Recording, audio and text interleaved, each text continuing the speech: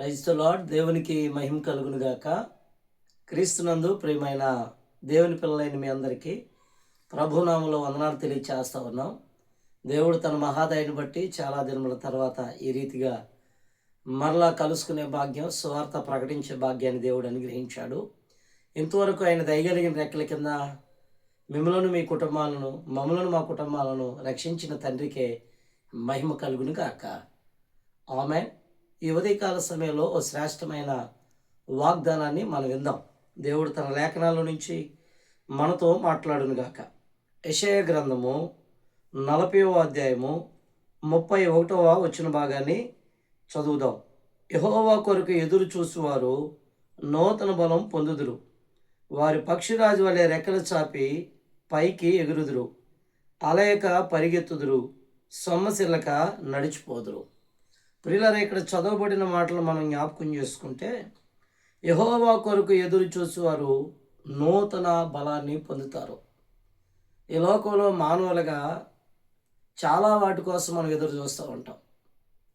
ఇదిగో మానవులుగా ఆర్థిక అవసరాలు ఉన్నప్పుడు, ఆర్థిక సంబంధమైన అవసరాలు తీర్చేవారు ఎవరైనా వస్తారేమో అని ఆశపడతాం. కష్టాల్లో కన్నీళ్ళలో ఉన్నప్పుడు మంచి రోజులు ఎప్పుడు వస్తాయని ఎదురు చూస్తూ ఉంటాం. శ్రమలో ఉన్నప్పుడు ఎవరైనా సహాయం చేసేవాళ్ళు వస్తారేమని ఎదురు చూస్తూ ఉంటాం. కానీ లేఖనాలను మనం గమనిస్తే దేవుని కోరిక ఎదురు చూసేవారు నూతనమైన బలాన్ని పొందుతారు.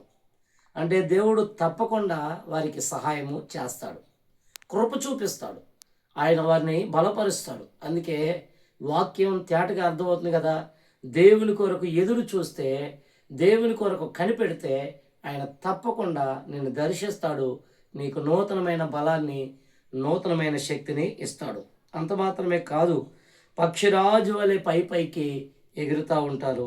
అలయక పరిగెత్తుతో సొమ్మసిల్లక నడిచెదరని వాక్యం సెలవిస్తుంది. అంటే దేవుని కొరకు నువ్వు ఎదురు చూస్తే దేవుడు నిన్ను గొప్పగా ఆశీర్వదిస్తాడు.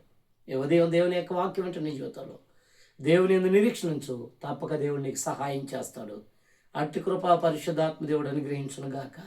ఆమెన్. ప్రార్థిద్దాం. ప్రభువా, నీకు వందనాలు. నేడు దిన వాక్యాన్ని బిడ్డలను దీవించి వారు నీ కోరిక ఎదురు చూస్తూ నీ చేత దీవించబడే భాగ్యం దయచేయమని యేసునామమున ప్రార్థిస్తున్నాము తండ్రి. ఆమెన్. అందరికీ వందనాలు. ప్రభువును దీవించును గాక.